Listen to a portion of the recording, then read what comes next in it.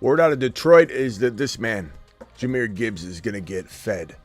He's getting more work than last year. He's going to be the focal point of the rushing attack, and in some ways an equal focal point, because there are just, let's be honest, like three monsters in this offense: St. Brown, Laporta, and Jahmyr Gibbs.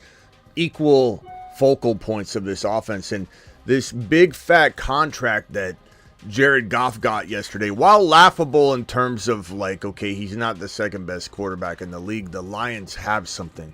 They have something, and these are deceptive because quarterbacks usually jump and leapfrog each other so that the Hurts and the Mahomes and they can all kind of climb that ladder. So it's not like abnormal, believe it or not, to have a guy like Goff getting this kind of money so that the other quarterbacks can follow. But as much as people want to throw shade at this, and we'll scoff at it a little bit. We'll scoff at Goff a little bit and say $53 million a year.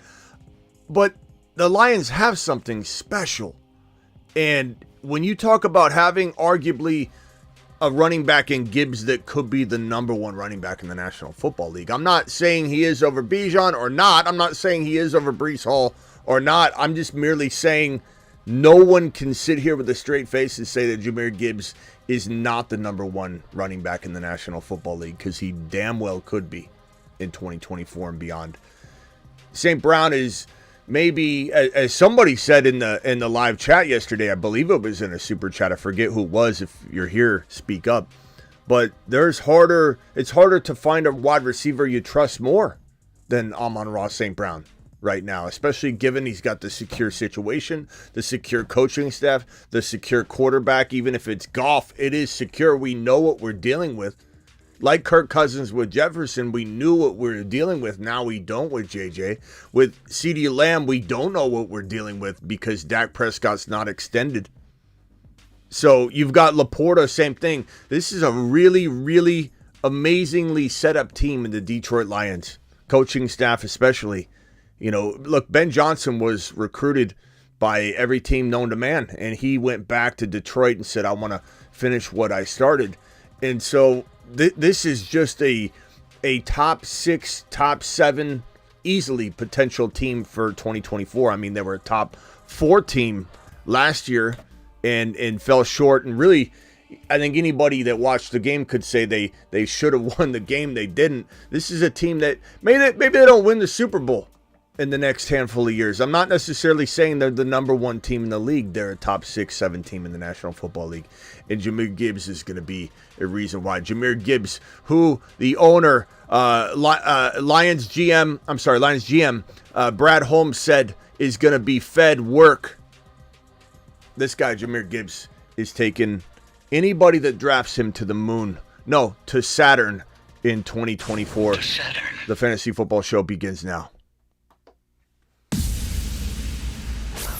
Live from the FantasyFootballShow.com studios. It's the Fantasy Football Show. Live! Monday through Friday, 8 p.m. Eastern. Smitty is also live whenever news breaks. From the FantasyFootballShow.com news desk, here is your breaking news. File on in, hit that thumb up button on the way in the door. Again, as I reported just a few seconds ago before the intro, Jahmyr Gibbs, according to his GM Brad Holmes, is expected. Let me read the quote here from Mr. Holmes himself. The quote reads as follows: I definitely would expect him to see more of a load. But David Montgomery will still be here too, Holmes said, despite being out-touched by Monty. Gibbs finishes the running back 10 in total fantasy football points. More touches for Gibbs is a realistic threat to be a top 5 running back. Not top 5 running back, top 1 to 5 running back. Let's give the respect to Gibbs he deserves. Let's stop calling him a top 5 potential running back. He's a top 1 to 5. Use the 1. Put the 1 in the dash in front of 5, because he's not a top 5 running back. He's a top 1 to 5 running back, and he's headed to Saturn, and I'm here for it. You're here for it. He is a Saturn man for a reason. The Saturn Men. One small step for man, one giant leap for Saturn. He is a Saturn man for a reason. And not to mention, when we look at Jahmyr Gibbs' situation here, from last year and what he brings to the table, it's unbelievable when you break down his numbers. It is unbelievable. You almost have to pinch yourself and say, did this really happen? Did this guy really not get used through about week 6, right? Week 7, running back 3. Week 8, running back 1. Bye week. Week 10, running back 2. Week 11, running back 3.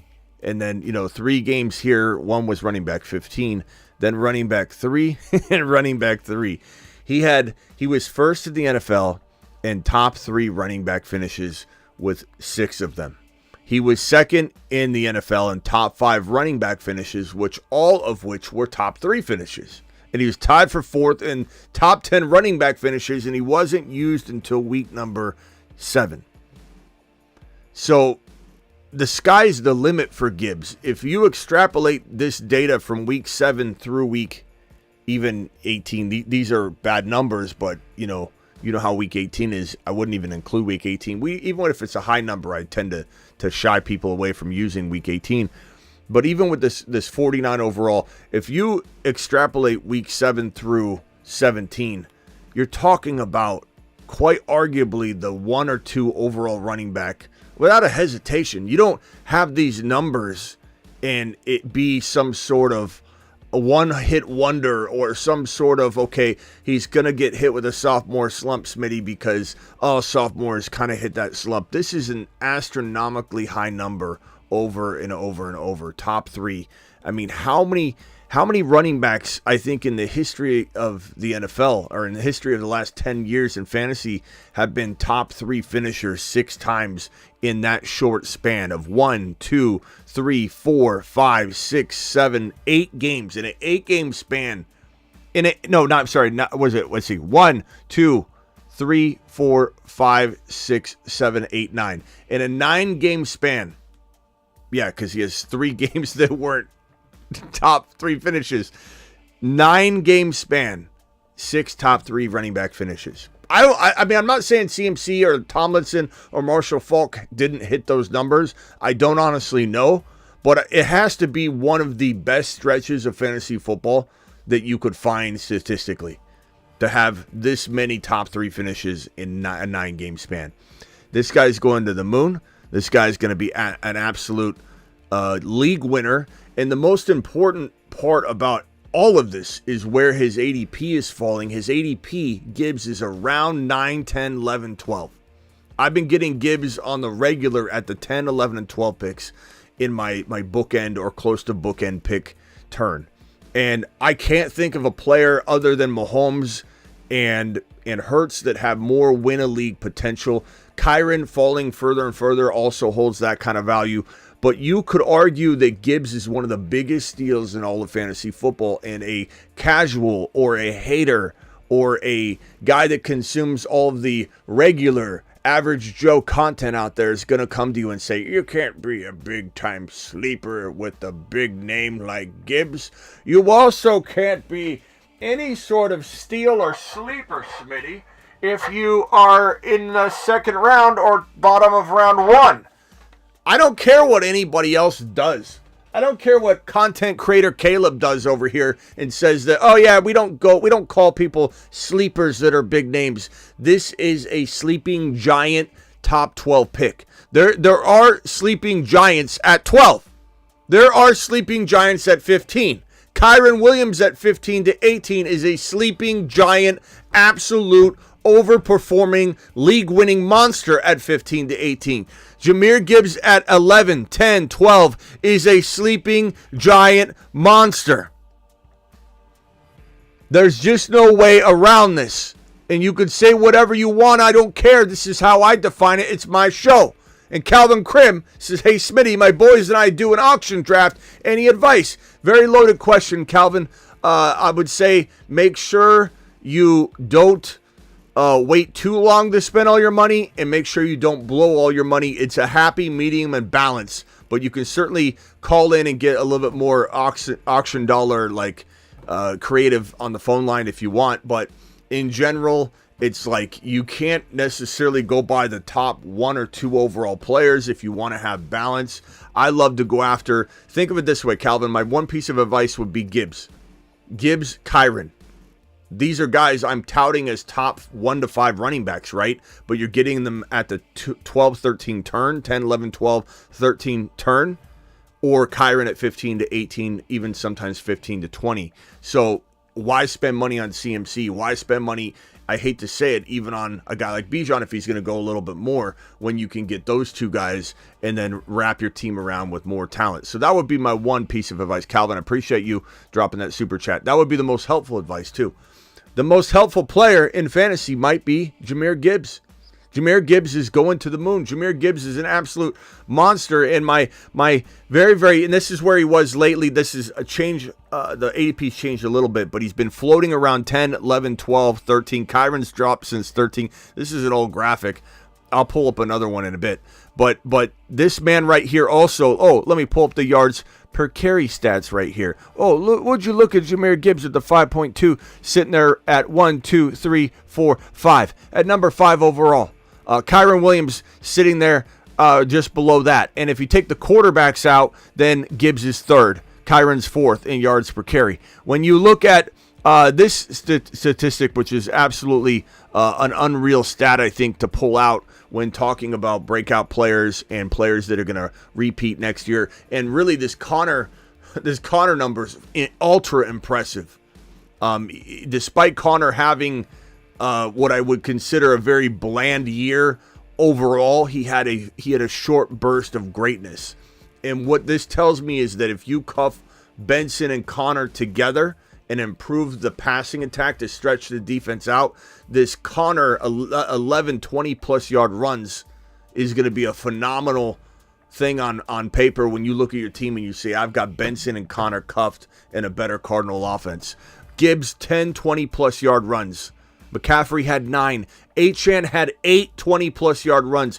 Probably in Hall was 7. Probably the most important numbers though are that Hall, Achane, and Gibbs all had some sort of limited work at some point during the year, and they still ended up being in the top 5, 6 running back leaders in terms of 20 plus yard runs. Just an unbelievable year from those guys. 2023 stats, running back 10. This guy had 11 touchdowns. He's going to have probably 15 plus in 2024. My projection here is 12 on the ground, 4 receiving. That's 16 total. I'm going to say 18 easy, 1,800 total yards. This is a 500 plus receiving back yardage wise. This is a 1,300 yard rushing back, 5.5 yards per carry, 70 receptions minimum. This is a top 1 to 5, not a top 5, a top 1 to 5 running back. And the data goes further than that. We have algorithmic evidence and support with quantifying physics and mechanics involved that nobody can dispute, and really a thesis statement should probably be submitted by each one of you and trying to implement and argue this processes in place that has the mechanisms that have component bolts and megabolts and gigawatts that prove that Gibbs is a top 5. But don't listen to me. Don't take my word for it. Let's look at the science. But the continuum of the gigawatt component structure of Jahmyr Gibbs' workload divide has a megawatt offload that if you compartmentalize the component conjunction timekeeper and you flux capacitor out the continuum component megabolt, things just end up happening. And that's why Jahmyr Gibbs is a top 5 to 10 running back instead of top 6 to 10. Got him. Not much a Jahmyr Gibbs hater could say, really. And there aren't a lot of them. I know that there are some. God, I can't. John, you're gonna hate on Hall like this. Not sure if Hall can put up the same points. He had a lot of work in the passing game. Of course he did. But Aaron Rodgers loves throwing he has loved to throw to his running back, bro. Think Aaron Jones, man. Aaron Jones was a receiving monster. This is not going to change for Hall. And Hall didn't have any goal line work, bro. Imagine when Hall gets goal line work. And he started off the season slow. Hall's going to the moon, bro. Hall's going to the moon. I don't know what you're looking at, but you need to start looking at this content more, John, because I don't know who's feeding you that. Hall to the moon. Hall's a league winner. Hall's also going at the 8, 9, 10 range. Breece Hall, Jahmyr Gibbs, if Hall goes higher, like top 5, top 4, then he holds some of that, like Bijan, like still good value, still could absolutely be running back 1 and at 5 or 6 overall. It's not horrible value at all when you think about it. But if you do get Hall, if you're in a league where Hall does fall to 8, 9, 10, and Gibbs falls to 9, 10, 11, 12, you're looking at gold. You're looking at win a league value that I don't know why, but people are overlooking, and it makes you a huge threat to absolutely dominate and win your league. We got more news, ladies and gentlemen, to go over, so let's hit those right now. This is really, let's talk about all the Minnesota Vikings. I always want to say Vikings when I think of Kirk Cousins. It's still hard to think about him as a Falcon. But all the Falcons and quarterback situation going on. So Kirk Cousins, has been a lot of talk the last 24 hours specifically about Kirk Cousins and his feeling around the team drafting Penix Jr. And he was on Bussin' with the Boys and interviewed on this and asked a very blunt and basic question of, how do you feel about Penix Jr. getting drafted? Is there some sort of like beef between you and the Atlanta Falcons given this situation? And his answer was, I don't think there can be. There's no time. I don't think it's good for the team or good for anybody, essentially is what he said, not word for word, but paraphrasing. It's not good for the team or anybody. We're trying to win a championship here. So, and he also said that this has been his struggle his whole career. So it's not new to him. It's not copy and paste. And he even kind of defended the Falcons a little bit, saying that this is what happens. Succession plans are always in place. This has happened in high school, in college to him, in the pros several times. And he even got a call from the Minnesota Vikings before a draft. I forget what year it was. And they said, hey, Kirk, we might draft a quarterback. Just want to let you know, heads up. And they didn't end up drafting a quarterback. And it kind of can, as Bussin' and the Boys kind of insinuated, and Cousins in some way or shape or form confirmed, it can mess with you if a team says we might draft a quarterback and then they don't. Then you're like, okay, they didn't do it, but now it's in my head. Why were they drafting a quarterback? Why were they maybe drafting a quarterback?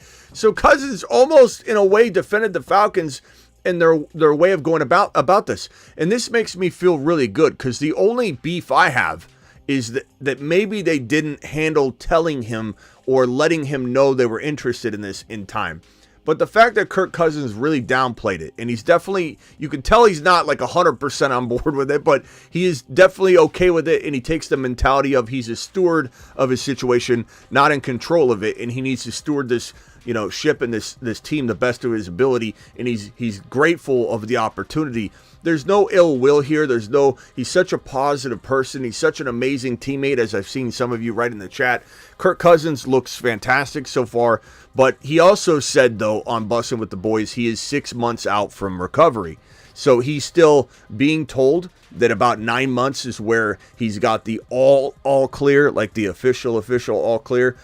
So there is about 3 months time where we're still not completely out of the woods. And the same kind of goes for Aaron Rodgers. I'd say Rodgers is a little bit ahead of Kirk Cousins, but I would say the next month or so for Rodgers is a really vital and important month to watch him. How is he responding? Does he have some pain and have to take a back seat in practice and maybe slow down what he's doing? Because then that's bad if you start noticing that there's pain and there's maybe not 100% healing going on.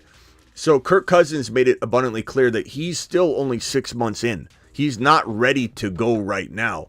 He's out there throwing the ball in equal fashion with Michael Penix Jr., which, if you look at this right here, this magnificent Instagram post that I have up on IG, go check it out. But there are Cousins throwing darts and missiles in practice, looking good. Penix Jr. throwing darts and missiles in practice.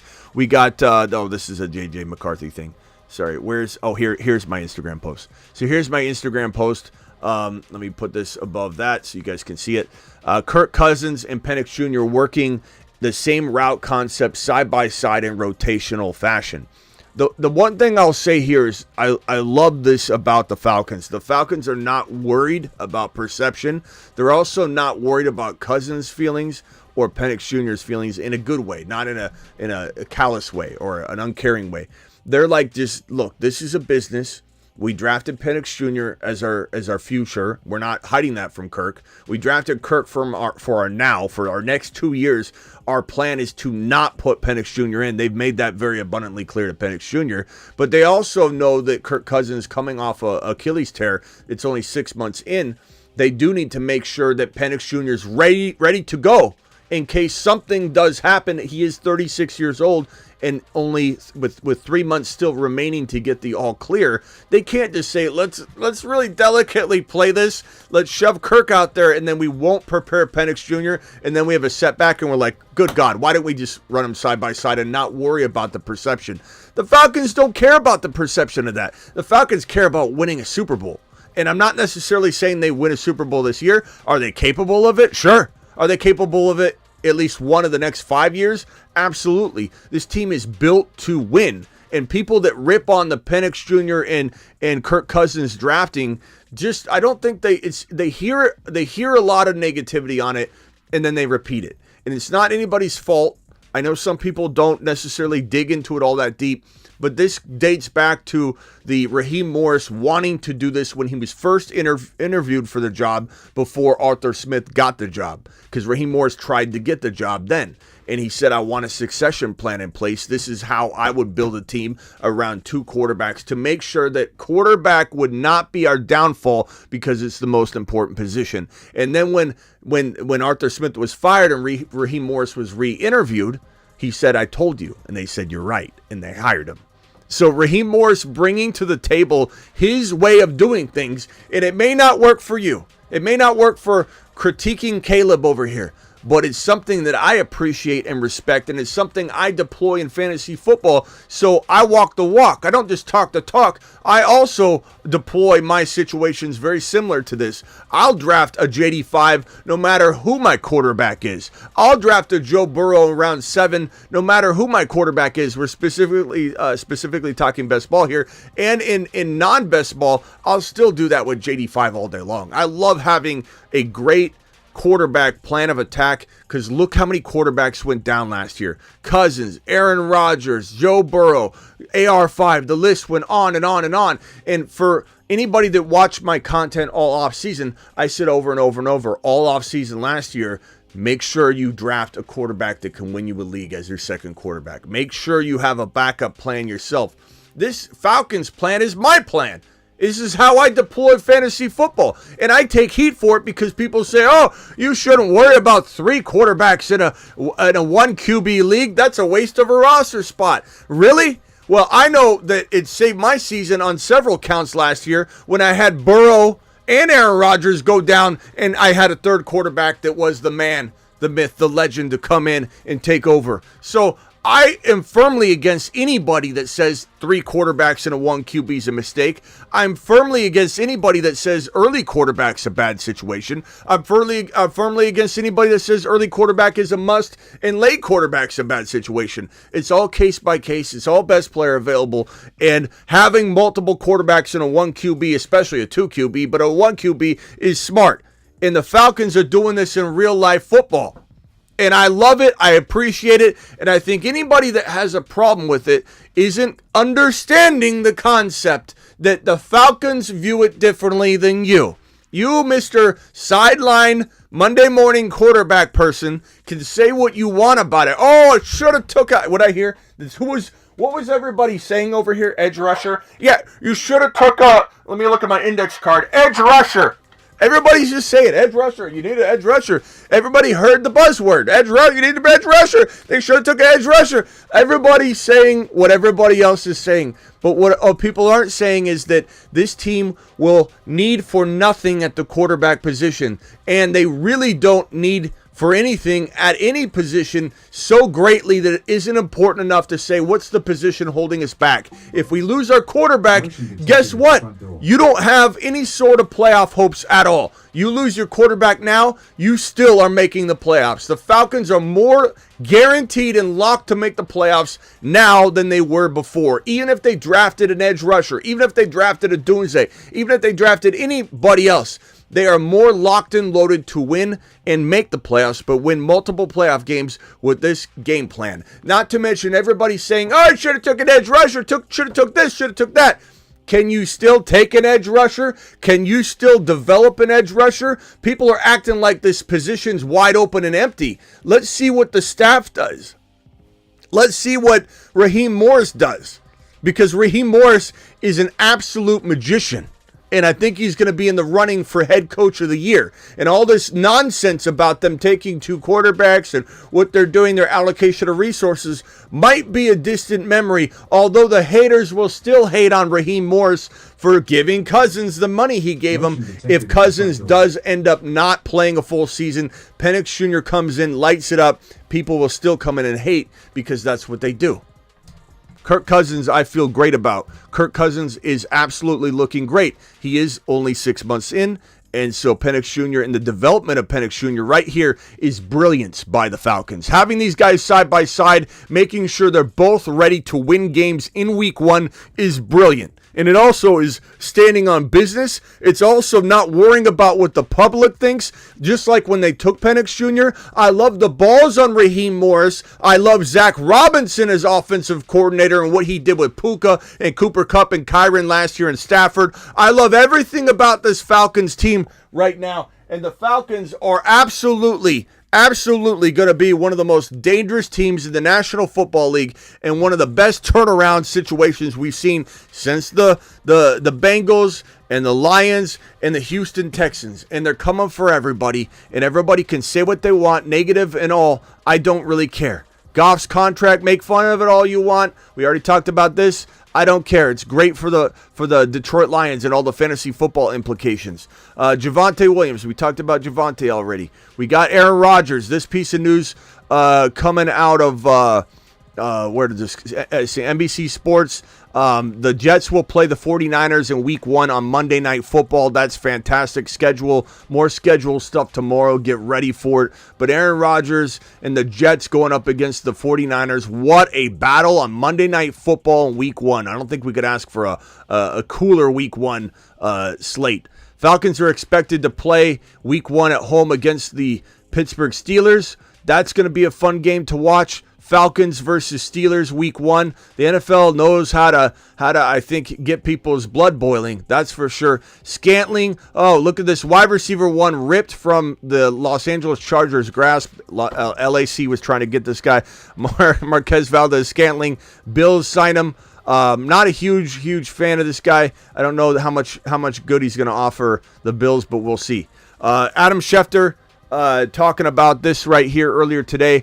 The ESPN's officially signed former Eagles standout Jason Kelce to a multi-year deal.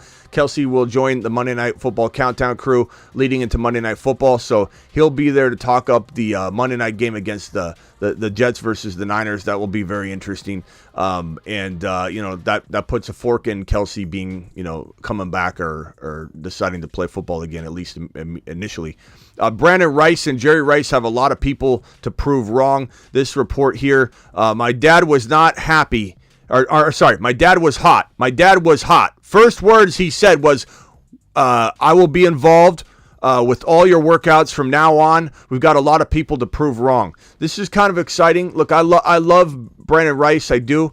We'll see what happens in his situation. We'll see if he gets hot and upset over how he's used. And I know that Harbaugh's probably not going to want someone meddling in anything either. So we'll see how that ends up turning out. But definitely a nice little potential player that you want to go get in your fantasy drafts. That is, I think, pretty much all the news and notes as of now, at least for today. We went over the Kirk Cousins stuff. We went over the Marquez Valdez-Scantling. We did Aaron Rodgers. I think we're all covered on everything. That is the news for the day. Jahmyr Gibbs to the moon. Jahmyr Gibbs is an absolute maniac. I'm wearing my Devon Achane shirt. Achane to the moon. Achane's a man of the people. This is a guy that's coming in at 10, 15 lbs up probably. He looks like a monster. He's ripped. He's shredded. He's ready to rumble. I love all the doubted running backs this year. I love that people like John and other people are still doubting Breece Hall. How the hell do you doubt Breece Hall at this point? What on earth can you say about Breece Hall? And Gibbs and Bijan, and it's the changing of the guard at running back. It's coming. Bijan is a phenom. There's some rumors that he's sitting with an ankle right now or something like that. Not worried about anything right now unless we hear some kind of bigger report on it. But whole lot of excitement for the Bijan rise, for the Gibbs rise, for the Achane rise, for the Breece Hall rise. Just an absolute Kyron Williams doubt is through the roof, and I love every bit of that. The Fantasy Football Show phone lines are open, brought to you by theattic.shop. Call into the show. Call into the show. Call into the phone line. Be glad to discuss whatever you have, even if it's auction related, Calvin Krim, or if you have another super chat question, a more specific one, ask away. Anybody else has a super chat, I will answer them in the order in which they're received immediately as soon as they're dropped. And the phone lines are open for anybody that wants to dial in and discuss an open topic. I'm here for you. Appreciate every single one of you being here. You guys absolutely make the show. So thank you for all that you do and helping this thing grow. Spreading the word is probably the most important thing and most appreciative thing you could do. And I know it's hard to tell people in your direct league, but there's people every day you run into, an elevator at work that don't play in a league with you, or person wearing a Falcons hat at a restaurant when you're picking up wings, and you look over at them and you're like, hey, the Fantasy Football Show. Check it out on YouTube. It's daily, bro. It's your NFL and fantasy football fix. It's not just fantasy football. So, Roma Dunze also sitting out with the hamstring injury. That's nothing to be concerned about too much yet until we get a little deeper. Like, look, you got a little, you're banged up or you got some sort of tightness. You're going to sit now. Why make something linger? So I'm not worried about anything yet. We'll find out. Hit me with the questions. Rumor is Gibbs sleep standing on a Gib board. That might be the truth of the matter, bro. Sick Nasty might have hit that nail on the head. I've heard that Gibbs sleeps standing up. I didn't know that he slept standing up on a Gib board, but definitely. You literally hit the join button or you just subscribe, says John. John, thank you. Appreciate you. What is everyone's thoughts on Ladd this year? Ladd is a very, very good player that I wanted to land in a different spot. Although it's not a horrible landing spot. We don't know what to make of Harbaugh. Harbaugh's a wild card. I don't think has Harbaugh done anything yet that you've expected him to do other than draft, an offensive lineman after you were convinced that he would, because most people would say, no, they're going to draft, they got rid of Keenan Allen. They're drafting Neighbors. But then people started to realize this guy doesn't do what I think he's going to do. He's going to draft Joe Alt. And then people told me I was crazy for saying Joe Alt because they don't need that specific part of the offensive line. So now they're moving people around. They're moving Joe Alt over to the other side. Like, what are they doing? And so, you have people that act like they know Harbaugh. But Harbaugh clearly, he marches to the beat of his own drum.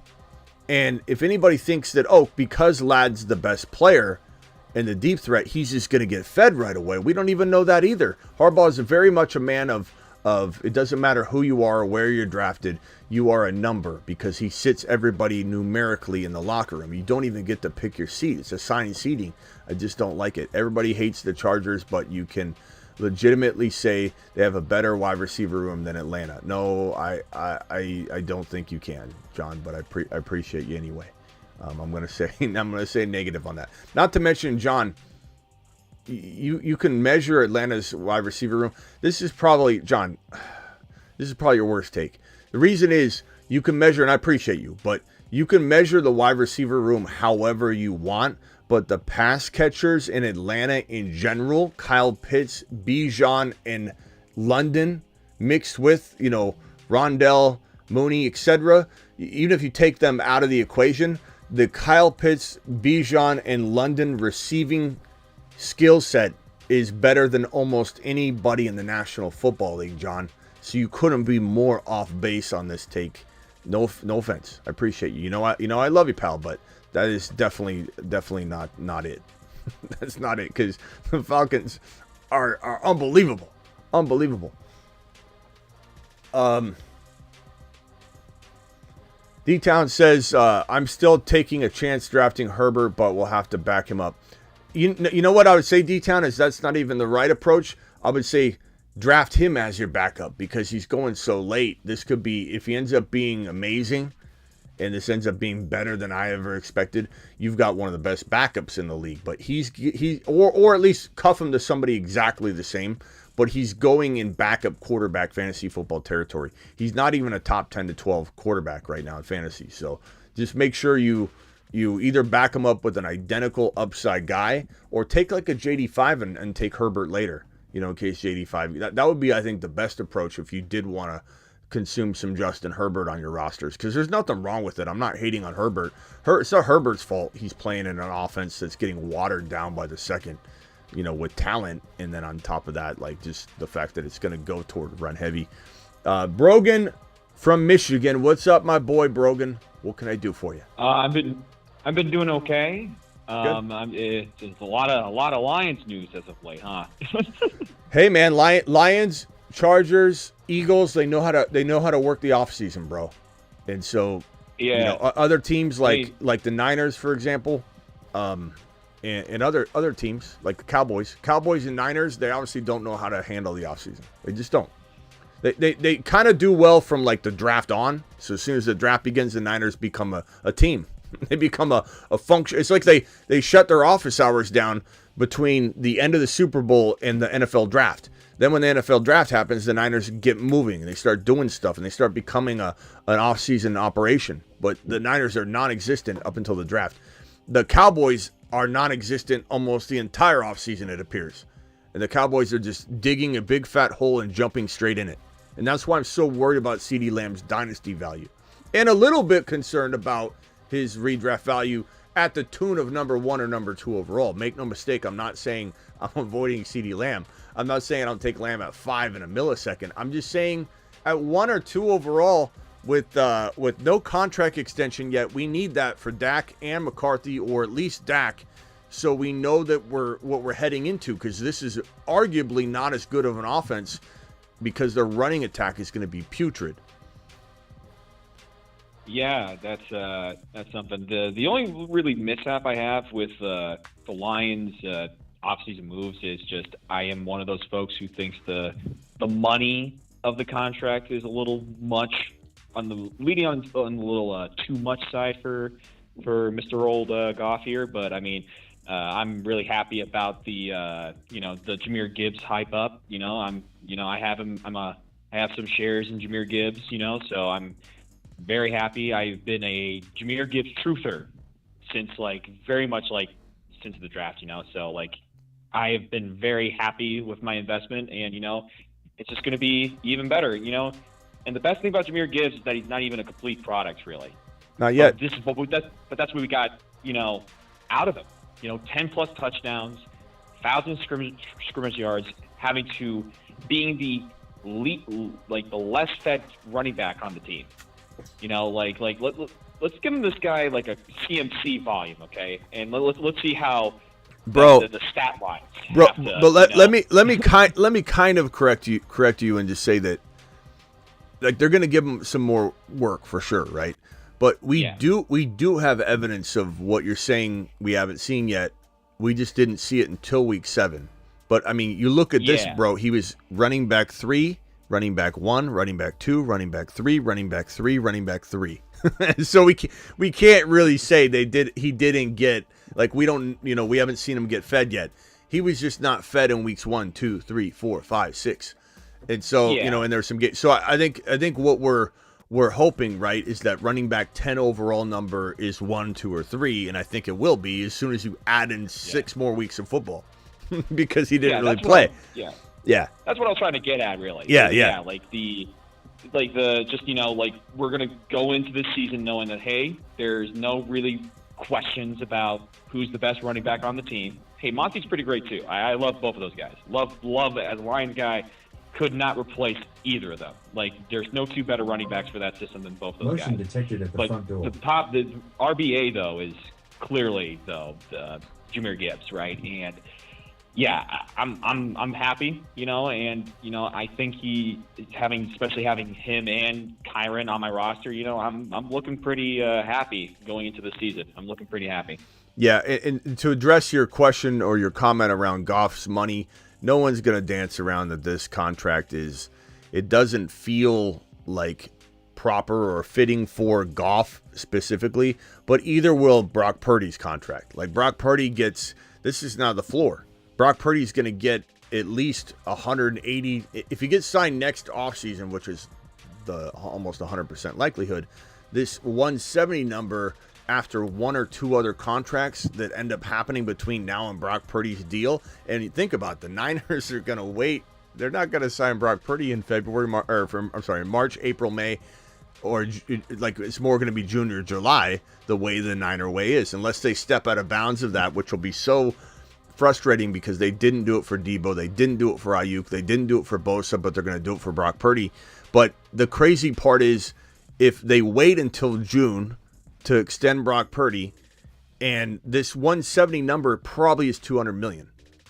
So I get you. This seems like an odd number, but again, the way that quarterback money structures work and the way that these things go up is you do usually see a couple quarterbacks 6, 7, 5s, whatever, leapfrog to the very top so that everybody can climb up their back and reset the next one and the next one and the next one.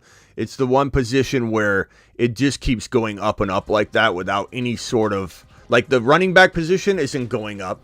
It's literally going down. But even if it didn't go down, it would stay the same. You know, the wide receiver numbers going up, you know, every year, which is so amazing when you think about it, right? I mean, how running back is literally, I mean, it has gone up the last couple contracts, like 12 million, 13, but it's like, it's something that's been stagnant all, you know, the entirety of the last like 5 years. Whereas everything else, like wide receivers and quarterbacks, is like a sharp line shooting straight up. So this Goff money is going to look like, you know, top 8, top 9 quarterback money within 2.5, 3 years. So you almost have to make this move. Like your other alternative is what? You know what I mean? Like if I would probably have tried to get him cheaper. I'm not going to lie, but maybe they did. And maybe Goff knows what time it is. And Goff's like, look, you got nowhere to go because not only am I a fit for your offense, you're not going to probably get anybody better than me. I'm certainly better than any rookie you bring in. And you know what you're getting with me. We almost went to a Super Bowl. We were like absolute like hair away from going to a Super Bowl. So everybody's living on that cloud 9, and there's no way they were not going to do this. So, and as a Lions fan, I'd be plenty happy with Goff versus the unknown. You know, similar to what we talked about before, and Ron said the Perps, and Perps, you know, and I said back to Ron is like, if Penix Jr. comes in, I'd rather have Penix Jr. in Minnesota throwing to JJ than Kirk Cousins on a time, like on a time frame. You know, we got a short timer of an expiration date on Kirk Cousins. But what do the Vikings do? They don't trade up or get aggressive to go get Penix Jr., even though they accumulated an extra first rounder to maybe do so. They draft J.J. McCarthy, who, I'm sorry, Sick Nasty's in here. I'm getting even worse vibes on McCarthy now than I was before. And so this is a big misstep, in my opinion. I'm sorry, Sick Nasty. I'm sorry. In my opinion, a big misstep by Minnesota because Cousins was better than I think this scenario. I think Penix Jr. was better than the Cousins scenario for Minnesota, but similar to Detroit, if they went down any other avenue, the grass might look greener, but it ain't greener. Goff is the perfect selection in this situation for this team where they're at right now. So you be excited as a Lions fan because it gives you security. Yeah. He knows how to utilize everything. He knows the offense. Like, you have a proven product and commodity. The only thing I would say is I'd be a little bit more worried about backing him up and have the succession plan intelligence that the Falcons have that everybody thinks is not genius when it is genius. The succession plan behind Goff needs to be implemented very, very soon, even though he just signed his big contract. Yeah, I mean, like, that's my thing, you know, like, I think I get the angle of, like, trust me, I accepted this for, like, months ago that, man, like, NFC Championship, just a game away, you know, definitely have to extend them, right? But, like, for how many years and how much? And I just felt like, hey, look, man, like, I was kind of telling some folks in the Lions camp, like, hey, look, Penix Jr., and this is before the Falcons pick, by the way, right? Penix Jr. had a good chance of falling down into where, like, the Lions were able to pick. And I think if people were actually like, I think if they made, hey, late round, first round pick of Michael Penix, this is the Mahomes to Alex Smith like moment, I think a lot of people would have been like, okay, this contract makes a lot more sense, like the contract. Then maybe they could have gotten a cheaper deal on the contract type of thing, but yeah, I do hope that they do try to make a movement in that direction, because he's not going to get any younger. 29 is young, right? But like, you know how with this contract and everything, right? 4 years out, right? He's going to be 34, 33 by the time this whole thing is done, right? And if you do not have a succession plan, where if he does start wailing down, and Ben Johnson moves on, Super Bowl or not, right? Because he does want to get his opportunity. Yeah, right? Ben Johnson almost left, and the thing that sucks about the NFL right now, not to cut you off, but it's a good point. The thing that sucks about the NFL right now is nobody's safe. Like the offensive coordinators, like anybody can leave at any moment. Like you almost want to lock. I wish I could see someone like Ben Johnson locked down, held in place like a player is, so that he can't go anywhere. Because like if he goes, I'm not saying things fall apart, but it's a travesty. If Atlanta has, and I love Raheem Morris, I think Raheem Morris would still thrive. But if Zach Robinson ends up taking the Falcons to the conference championship game, similar to how the Lions, Ben Johnson did, then all of a sudden Zach Robinson's getting offered immediately. There's no, hey, you need to prove it a couple more years. The NFL is jumping immediately to these guys as soon as they have one successful year. And you're going to see somebody say, Zach Robinson won the head coaching job over here in New York. We're getting rid of Dable, and then all of a sudden he goes, and that part sucks, because it does make you wonder, are we entering a territory? Because losing your OC, look at the Eagles. Look how good the Eagles are, despite talking to a Niner fan or somebody that has clearly no idea what's going on with the Eagles. The Eagles fell apart in 1 year and are being brilliantly pieced back together this year. Eagles winning potentially the conference, not to mention their division, and not to mention have a real good shot at facing off against, I believe, probably Patrick Mahomes. It could be anybody in the AFC, but Patrick Mahomes and the Eagles, who knows who wins, but the Eagles are brilliant right now. But they had a misstep because they had both their offensive coordinator and defensive coordinator. Steichen and Gannon both ripped in the same offseason. So that made them fall apart, even if they're a great team and a great quarterback in Jalen Hurts. So much so that people are questioning whether Jalen Hurts is a good quarterback because they're casuals about it. But so the same thing could happen if Ben Johnson gets ripped from the Lions next year. It could have a little bit of a crumble for a little bit. And you wonder, like, will teams be able to be elite for 5-6 years ever again because of this? I don't know. It's something to think about. Yeah. But yeah, real quickly, and I'm gonna let you finish your point, and then I'll get one more point in before I move on. I do truly believe that Goff is not a top 5 quarterback by any means on any level, but kind of like Purdy in this comment right here from Lucas. He says if Purdy takes the Niners to the Super Bowl again, he'll be the highest paid QB in the league. That wouldn't shock me in the way that I've just described how the contracts and numbers work, where it's like the 5 or 6 or 7 ranked quarterback is going to get 2nd or 1 or 3 money so that the other ones can leapfrog and climb above them. So that wouldn't really shock me. But do I think Purdy's a top 3 or 5 quarterback in the National Football League? I do not. I think Purdy's in the 7 to 10 range. I think Purdy's maybe 7 to 12 even, because there's so many good quarterbacks we're having conversations about. Are we talking long term? Are we talking short term? But a general rule of thumb for me would be that Purdy does have 7 to 12 capability, but he's nowhere near a top 5 quarterback. You're talking about Hurts. You're talking about Josh Allen. You're talking about Mahomes. You're talking about quarterbacks in that Stroud. There's no way Purdy's better than those guys. But the question can be posed, hey, is Purdy maybe better for the Niners than trading for Lamar Jackson right now for 1 year? The answer is probably, look, Purdy fits the system. Purdy's embedded in the system. Purdy works for the system right now.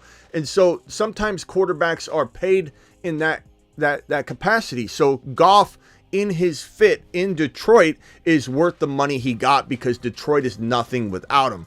Purdy is kind of in a similar situation. It's like he is worth more to the Niners than he is to any other team. I think if you took Purdy off the Niners and put him on the Carolina Panthers, you wouldn't even see him starting in 2 years. He would be done because he wouldn't develop there. He's very, very quickly developing in San Francisco, and San Francisco is very good about building around the strengths of a quarterback. And I think Purdy's a good enough, smart enough kid that he can turn some of his weaknesses into strengths, something Jimmy Garoppolo couldn't do because Jimmy Garoppolo was as mid as they come. But Purdy's better than Jimmy, and so Purdy's smarter than Jimmy. Purdy's got a better concept of reading defenses and all that. But Purdy is not a top 5 quarterback. He will potentially get top 5 money if he takes the Niners far. But if he falters, it will be very interesting what his contract looks like because the Niners will probably still lock him up. But it just depends. All right, final thoughts, Brogan, before I let you jump. Yeah, no, like I said, I definitely get that aspect. It's interesting. I definitely, for fantasy football purposes, I think this is great. It's the same guy, same system, all that. For me, I'm just concerned. It's like, hey, look, if we get into like a Niners Jimmy Garoppolo situation, it's like, how can we keep this team good if Ben Johnson leaves and all that? But again, that's a conversation for years, like a year from now. At this point, yeah, a year or so from now. But I yeah, agree. just think. Oh, sorry. No, go ahead. Oh yeah, but yeah, it is going to be interesting to see the Purdy, Dak, and Tua contracts now, especially after this, because that come out pretty soon. Because you could definitely make the debate that some of these guys are definitely better than Goff, but do you think they should be making more money than Goff? Like, that's the whole thing, So it's going to be interesting to see that whole drama come out, because Dak's definitely going to get overpaid. Like, and I think he's solid, but I definitely think he's going to get overpaid. Well, he'll get overpaid if he has a good year. Because if he doesn't get extended and he goes out and craps the bed, he's not going to get overpaid, and he got screwed by Jerry. But if he goes out there and smashes, Jerry's going to go, "Hey, Dak, why don't you come into my office?" And Dak's going to go, "I'm going to go test free agency first. I'll be back." And he's going to go take off like Kirk Cousins did, get wined and dined, and probably go to Las Vegas or somewhere where he feels loved and appreciated. Who's going to want to go back? I mean, is CeeDee Lamb going to be an important enough connection to him to make him forego going somewhere new and fresh where he feels like they want him first choice? Like, I know CeeDee Lamb's going to be an important aspect in his decision, component in his decision. Like, hey, I have a good thing with Lamb, and especially if the Dallas Cowboys, let's say, go to the championship game and lose even. That would be a successful year, though, enough to give Dak an extension for sure, because similar to Goff, Lions didn't make the Super Bowl, but you still extended Goff because it was, I don't think making it to a championship game is going to be considered failure. Losing in round 1, they're not going to, even if Dak has a top 3 or 4 year quarterback-wise, numbers-wise, if Dak loses game 1 and it'll all go on his shoulders, they don't care what kind of year he had. We just got evidence of that because Dak was a top 4 statistical quarterback last season all year long. And they lost in round 1, got booted right away, and guess what we heard? Dak might be the problem. Well, really? Because Dak was amazing all year long. And everybody that keeps saying Dak keeps losing the big game, I'm not necessarily trying to argue with you, but I merely want to point out that Lamar keeps losing the big game. Josh Allen keeps losing the big game. Brock Purdy just lost the big game. And he hasn't continued to yet, but can we, Hurts hasn't, can we sit here and say it's hard to win the big game? It's not as easy as it looks. Joe Burrow lost the big game. Like, at some point you got to say, what's the team doing to not support the player that's getting them all the way to this point? And then when all of it's on their shoulders and you get harder and harder matchups, you get tougher and tougher games, you're more worn down, and it's more's on the line, there's more pressure in the game, and Lamar can't continue to do what he's doing in his MVP caliber season without a running game. So bringing in Henry, what I said all offseason long, Henry, Barkley, or Jacobs was a necessity for the Baltimore Ravens to get Lamar over the hump. The Buffalo Bills, a necessity to bring in another at least running back, or on top of that, you need to beef up the wide receiver room. They kind of didn't do that. Like, I'm not going to lie. I love the Buffalo Bills. They're one of my 2 teams. And I'm a little disappointed that they didn't go aggressive style. I love Keon Coleman. I think he's going to work out just fine. But I wanted them to do something even bigger. And I get you could say cap reasons. You can restructure people. You can figure out how to sign a $10 million running back. Get out of here with that cap garbage. You could have easily brought in an Eckler just to give another option to this run game. And I would have went after and got aggressive to go get a Dunze. I love Keon Coleman. I think he works out. I think he's going to be really, really solid. But I'm disappointed in Buffalo. The Eagles did exactly what I said to do and some. They went above and beyond. They need to bring in Barkley or Jacobs or Henry to help this offense get to that next level and level up on everybody in the division, and they did that. The Dallas Cowboys did not. They didn't do anything, and so Dak is going to be judged, and I don't know that it's going to be fair, but he's going to be judged if this team falls flat on its face. And I've got to pose the question, how do they keep winning during the regular season? You can't just keep saying, well, Dak chokes. Dak doesn't choke. He gets completely shut down because the defense knows the team can't run the damn ball. So Dallas crapped the bed again, and Dak's probably not going to have playoff success, even if he has regular season success, because he did last year, and they gave up on him even this offseason by not extending him. So to answer to speak to your statement of Dak will get paid bank, he might. I think the greater chance of him getting paid bank is Jerry changing his tune and signing him this offseason, extending him this offseason and changing his mind. That is probably a higher likelihood that Dak, with his back against the wall, with no run game, with a probably lesser offense, and McCarthy with his back against the wall too, kind of in fear for what's in store for their future without any security. I don't know. I'm not super thrilled about the Dallas Cowboy fantasy football production, like I always have been, regardless of how they finish in the playoffs. I'm always excited about Lamb. I'm always excited about, what's coming out of that offense. I'm a little bit worried about this year for the Dallas Cowboy playmakers, bro. I am. Jerry's got to wake up. Jerry's got to wake up and say, this is my Goff. This is my Kirk Cousins. You can't go get better than Dak. I know everybody wants to crap on Dak, but you can't find better than Dak because there are only a handful of quarterbacks that aren't going anywhere that are better than Dak. So why don't you build around Dak and make him as special as Goff is for the Lions? Because Goff in another place isn't great. Goff in Detroit is almost very good to almost great. And that's all they need to win. So build around Dak instead of crapping the bed, Jerry. All right, Brogan, got to go. Appreciate you. Yeah, you have a good one. All right. Phone lines are still open if anybody wants to dial in. Damn, Jerry. Works me up every time. Peanut butter and waivers in the building. Appreciate you, peanut butter. Space Ricky says, you guys go ahead, pass on drafting Purdy. I'll grab him as a QB2 all day. That's not a bad plan, Space Ricky. That's not a bad plan. Purdy as your QB2's not a bad plan. Herbert as your QB2 is not a bad plan. I don't hate any of those at all. I just don't know if I'd draft him as my QB1, but you're not even saying that. And you can if you want. There's nothing wrong with that. Nothing wrong with any of these different theories. And again, just self-deprecation. I always like to put myself in place, myself in check. Is, I said that Baker Mayfield would be garbage last year. So you never really know how the quarterbacks will play. I'm not saying he was fantasy good, but he was absolutely great for Mike Evans, great for Rachaad White, and really did a lot better than I ever expected, which is why I'm trying to be optimistic about some of the negative things we're hearing about, like McCarthy and Drake May, but we're not hearing negative things or seeing negative things. In fact, we're seeing spectacular things and hearing spectacular things out of Penix Jr. and JD5. And even Caleb's looking good throwing the ball. That's never been my concern, is his physical talent. I think that when you hear very negative things coming out of JJM camp and Drake May camp, you panic a little more because these teams are not set up as well. So Theo from Illinois, what's up?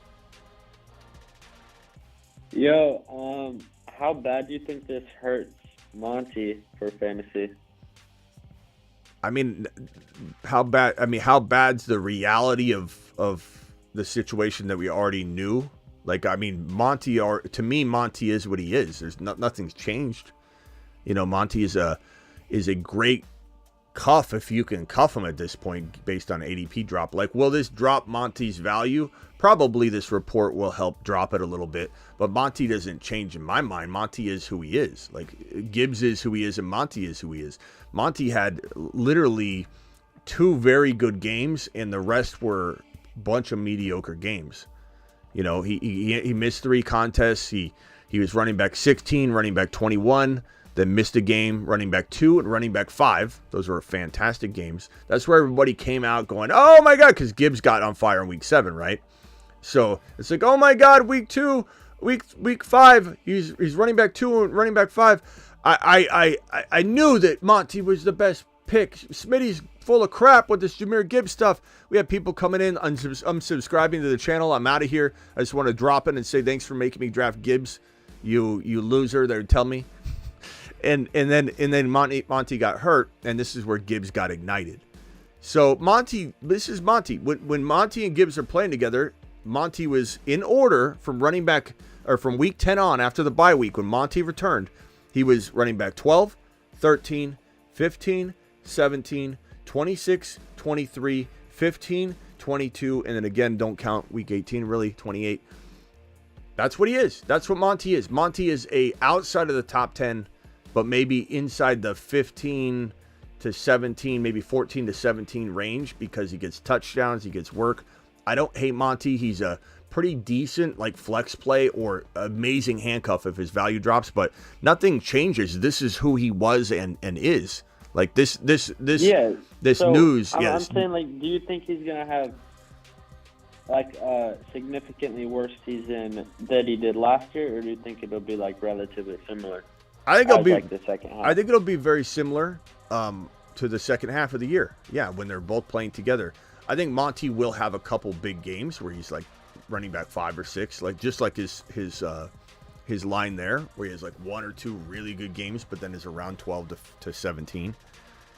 But I mean, that is what it is. John says Dak was. You can get better than Dak. Okay, John, name some players that you can go get that are better than Dak. I want to know your solutions. Don't say players that aren't available like Mahomes or Hurts, or I'm asking you, how can they do better than Dak? Give me a list of names right now. Who can the Dallas Cowboys go get right now or next season for Dak? So or in place of Dak. I'm going to wait right here, John, to see if you actually give me an actual list, because I'm going to wait for it. I'm going to keep asking for it all show. And you're either going to provide it or not, because you provided that statement. Let me put your statement back on screen. You can do better than Dak. Give me a list of players. I know he's going to drop like Hurts and Mahomes and players you can't get. You can't get those guys, John. Just so you know. Theo, anything else? But yeah, no, I was wondering, Monty. Just wondering, like, is this a good buy opportunity for Monty, or would you rather sell him right now? I don't think you can sell him, but I mean, of course, I would rather cuff him. I mean, a lot of people don't know this news yet. So, but this isn't new news. This isn't really new news, though, bro. Because I know what you're saying, and I get the way you're prefacing the question today. But like, it's no new news that he was running back 3, 1, 2, 3, 3, 3. Like this does none of this changes based on today's news. Maybe it affects Gibbs' value a little bit. Like, sure. But Monty was already not very attractive to go by because everybody already knows what's going on here. I do think this could affect ADPs a little bit. Like, this news could make it's very small news too. It's not like it's gonna necessarily get picked up anywhere unless people watch this show or it gets highlighted at a couple places. But the GM to say that Gibbs could get more work may or may not get picked up much at all, or even move the ADP data. But it certainly, while it could lower the value of Gibbs or Monty a little bit, Monty had very little trade value, especially in Dynasty. I mean, it sounds like you're talking about teams that are currently, have rosters. So that's a Dynasty team to me. No one's trading for Monty for even I would say you'd be hard pressed to get a 2nd round rookie pick for Monty. So you're probably better off just holding him. I don't know if you have Gibbs. I would just keep him cuffed. All right, cool. You know what I mean? I'd rather let the wheels fall off before I would just like trade him away for like a 3rd round pick or something. And I don't think anybody's going to give like a second. I've seen. I mean, maybe they would. It depends on if somebody's super needy at RB. I guess if somebody said, "Hey, I'll give you give me a couple wide receiver or running back examples, and I'll tell you if I'd make the trade." Would you rather have Zach Moss, Najee, or Monty? I'd rather have in Dynasty. I'd rather have Najee than Zach Moss than Monty. So if you could pull off that, I guess that would. Would you rather have like a Amari Cooper or a Monty? Probably Cooper, but barely. Okay, cool. Any other players? No, I was just scoping the value, seeing what you think about him, yeah. Ridley or Let's McLaurin or let's go to the that fantasy type of range. football. Let's go to the fantasyfootballshow.com. I'm on your ranks right now. Yeah. Let's go to the dynasty rankings, and I got to comb through these tonight, by the way. So hang tight for a refresh. Whenever I refresh it, things change drastically.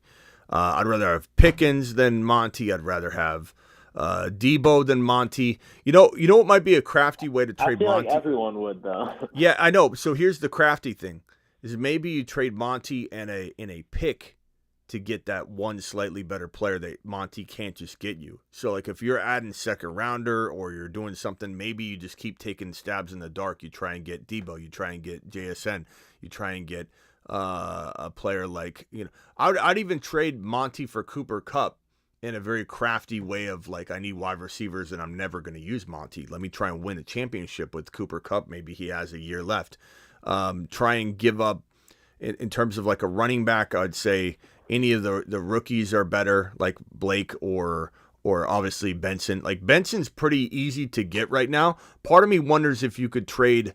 Yeah, part of me wonders if you could get rid of Monty and something significantly crafty for Benson. I don't know. Benson's like either highly touted by people or he's going. I've seen him go in rookie drafts at 2.1 and 2.3.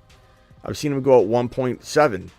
I've seen him go all over the place, but I'd much rather have Benson, and if I had to give up something, I would. Monty and honestly, bro, I'd probably give up a future 1st rounder for Benson, easily, because I love Benson. And one QB. In one QB? Yeah. Or in Superflex. In Superflex, it depends on my team looked. Because honestly, my future 1st rounders are, in my mind, they're going to be 12, 11, 10 overall. So would I rather have Benson? I feel like I could pull off like a Monty and Samuel for Benson. Like something like that. Like Benson's being super undervalued right now. Yeah, I hate trading Debo because I think he's going to have a good year. And I think he still has another year after that. No, not Debo. I'm talking about Curtis Samuel. Oh, yeah, bro. You're going to have to give up 2nd rounder on top of that. You're not going to get. If you get that, you're the magician of the day. But if you got to throw in 2nd rounders to get that done, go get Benson. All right, bro. All right, bro. All right, later. All right, see ya. I'd easily take Benson over Curtis Samuel, Monty, and literally 2 2nd rounders. Smash. Benson's going to the moon. The Arizona Cardinal offense, the Atlanta Falcons offense, this Smitty bunch that we're bringing together to make one family is just, look at this. Look at these two teams. They match up so well together. These families collide so well. Alice is the glue in the middle, and man, I don't know. I just The stack above look at all it. stack. Look at that stack on the It's left. time to drop the pancake emoji. Not to mention, you can get Connor really cheaply. Did John ever give us his list of quarterbacks, or did he literally not answer? Let's see if John gave a list of quarterbacks. John, I'm gonna look for it. Dak when he ran. John, Applebee's. John, you completely didn't answer the question. I'm looking at your messages. John, you said a statement. You didn't back it up. I asked you to back it up and give us some names, and you didn't do it. Dak was great when he ran. That's not the question. The question was this one right here. The Cowboys got worse this year. I agree with that. Where is this?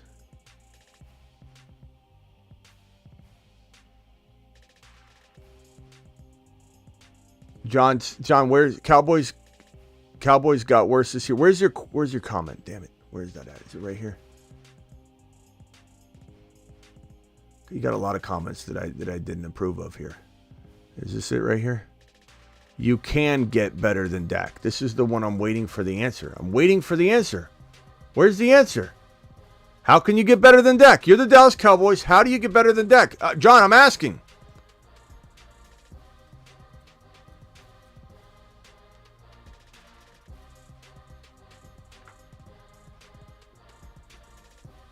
Anyway, appreciate you all. We'll be back tonight. I can't thank you all enough for being here, supporting the channel. You guys are absolutely magnificent creatures. Without you, this show is nothing. So I work for you. It's the God's honest truth, and I enjoy what I do. I enjoy coming to work every single day. This is the best job in the world, and appreciate every single one of you. Let's see. We got a $20 hauler coming in hot. $20 hauler hot. Hold on. Let me click on this back end housekeeping that I'm doing real quickly. $20 hauler coming in hot. Who is this? Who's dropping this 20 wad? John dropped a Miller, Moss, Sanders, and the kid out of Georgia. So you're saying rookie. Okay. I'm at least glad you answered me, but current NFL player though, there's no one they're getting better. And if you think that these guys, like Sanders is going to be hard to get, they're going to have to trade up for the number 1 overall pick. And with Dak there, they're not going to likely have the chance to even get Shedeur Sanders. So they'd have to really get aggressive. I'm not saying it's impossible, but to replace Dak, I'm asking what quarterback they could for sure go get. If it's a rookie, you're taking a gamble on a rookie, and I appreciate that gamble. I would have done it with Penix Jr. I would have done it with JD5. But Sanders is going to be very hard to get. And I don't know that there's an answer inside the NFL of available quarterbacks that you could go get. I appreciate you answering, John. John's a man of his word. All right, Ezra coming in with a $20 hauler. Content's been unreal the last few weeks, bro. Let's talk about tight ends. You're the king of the position. Ezra, appreciate you dropping the $20 wad. You're the man, the myth, the legend. Ezra to the freaking moon. Alert. Super chat alert.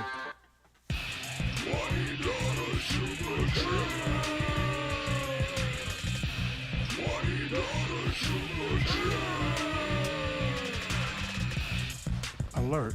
Super chat alert. Ezra dropping straight fire. Tight ends, bro. If we go to thefantasyfootballshow.com, where you can get your year-round fantasy football fix, bold predictions, you name it, year-round content. Check it out. Tight ends, like the crazy part about the tight end pool this year, I think even better if we take my rankings, look at them in conjunction with the ADP data, because that's how you should really draft, right? Is you don't want to draft off someone's rankings like mine, which are phenomenal in my opinion. You're going to use my rankings to manipulate the ADP data and get the most bang for your buck. So if we send over to my screen here the tight end rankings on Underdog ADP data, and we take a little gander at this, and we decide to identify some sleepers on screen, I think you're going to get more benefit of that. So let me pull that image over and drop it here. Actually, let me put it on the other screen that we were just on. Thank you for that $20 hauler, Ezra. Here's the tight end ADP data, and we could talk about it from a dynasty, redraft, whatever. I think Trey McBride's my number 2, so he's got some value as the third-ranked tight end, even though that's one spot. It's still a significant drop. Kincaid, same thing. Kincaid's going pretty high, though. 49's nice and high. Pitts is fantastic at 60, one of my favorite tight ends this year. on the off the radar, like not even people aren't even considering him a top 10 possible tight end, is Dallas Goedert in Philly. I don't understand why he's just getting written off. Such upside. He had tremendous targets last year, good reception totals. I think he takes a big step forward in a Kellen Moore system that's going to be potentially going to be getting into the end zone even more often than last year, and more regular red zone appearance. And I just think that Goddard's got a lot of upside. And Njoku's solid down here value-wise. Bowers is solid down here. Look, they're going to still feed him the ball. He's a rookie with no elite quarterback, but he's still got quarterbacks throwing the ball. Ferguson, I'm going to fade him a little bit this year because of Dallas. I'm just not excited about anybody but Lamb, and I'm still worried about Lamb. Kittle, eventually worry about injuries, but he's been, so solid lately. He's still very good value here. Ingram was much better than this. He gets no respect, but I think because Pitts and Andrews and Kincaid and McBride and Kelsey, look how good this tight end pool is.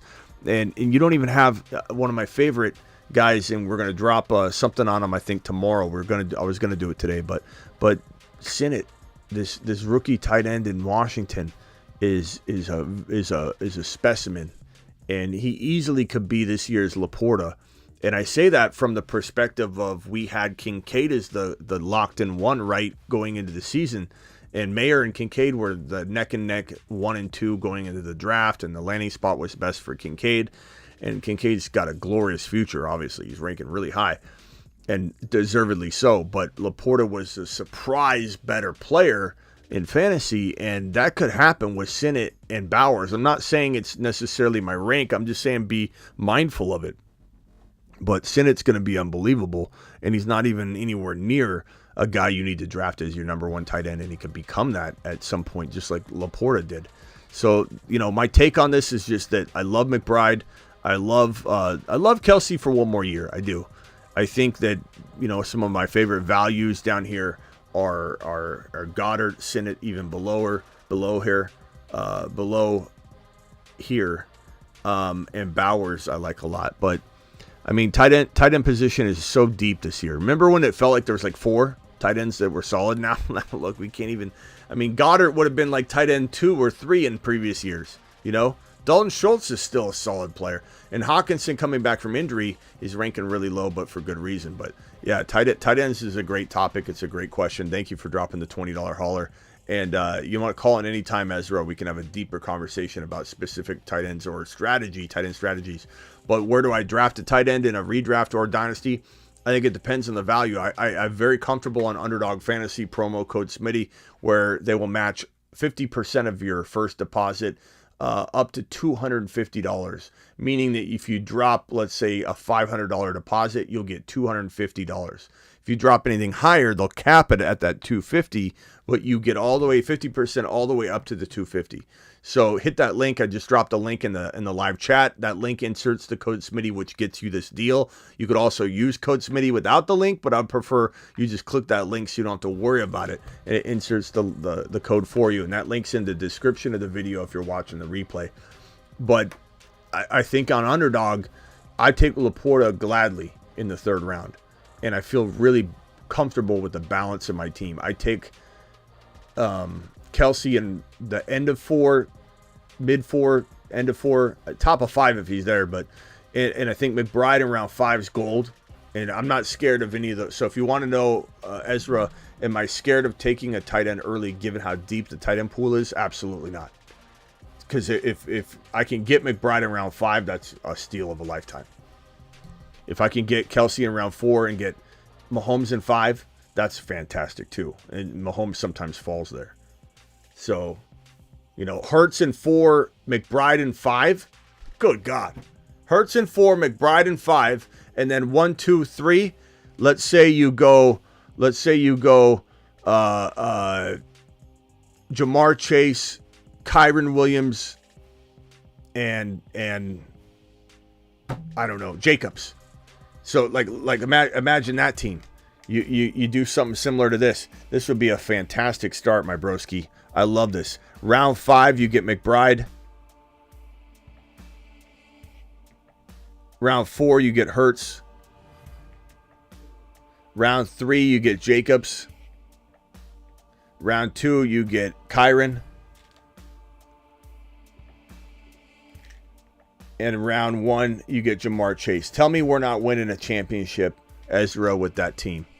Tell me I'm not bringing home a title with this squad right here. And if you can't get this, you could do different combinations, depending on it, especially if you could get Kelsey in 4 and still have Mahomes fall to like 5.3, 5.4, just depends.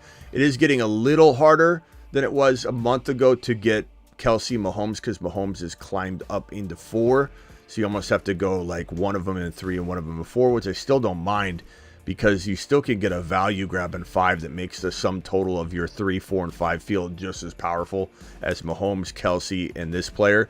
Like you end up getting somebody in round 5 that just ends up feeling as valuable in some ways as Jacobs. Then it doesn't really matter how you spin it, right?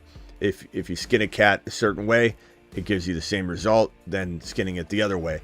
And so Mahomes, Kelsey, and running back here that we love, let's call it Jonathan Brooks or whoever you want. And that's even round 6, 7 is where you're getting Brooks and Benson, right? But you get my point. Like I don't necessarily need this to be Jacobs, but Hurts and McBride is the smash. Bob, what's up? You're live. I know nobody's really talked about the Cleveland Browns, but are people sleeping on Amari Cooper? And is there any other person we should be aware about that we're not really talking about or others aren't talking about? I don't know, man.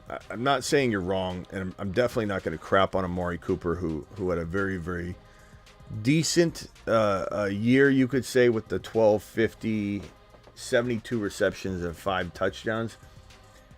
I mean, he had a better year the year prior with the 9 scores, and then the year prior he had 8 scores. So the 5 touchdowns concerns me. I think you're not wrong in saying at wide receiver 30, he's probably being slept on a little bit. At least we're not overpaying for him. Like you're not going to probably hear me tell you once or anybody, don't draft Amari Cooper. You've heard me say that in previous years because he was going too high. The expectation was high. He had to deliver.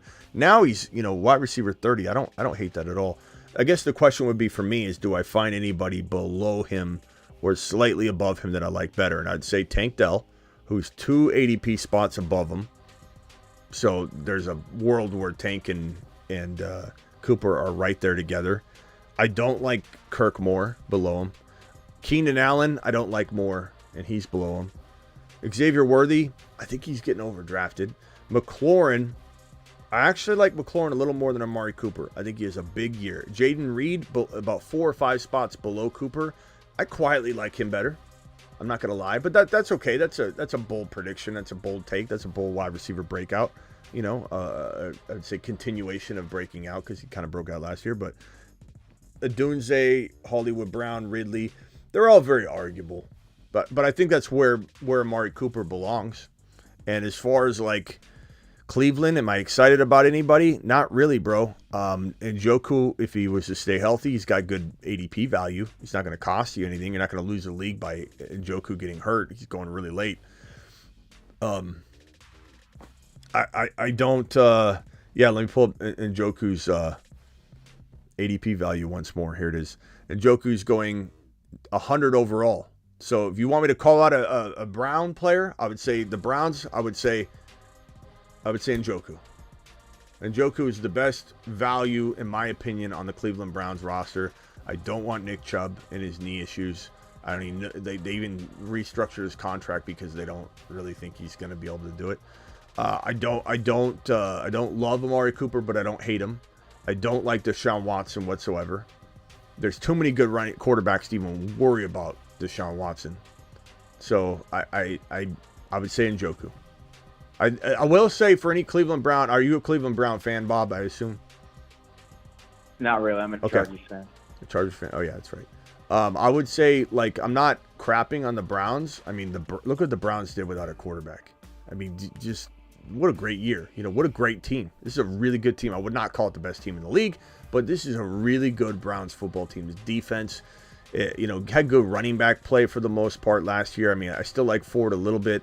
This is a good team that I think unfortunately is married to Deshaun Watson because of the financials and the mortgaging of the future, you wouldn't have this Cleveland Brown team even consider going in a different direction because they're too married to the contract and everything.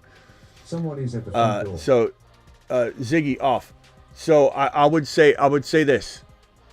I would say the Browns, and I've said this to Travis and I've said this to a lot of other people, and I think this is 100% the reality of the situation in Cleveland.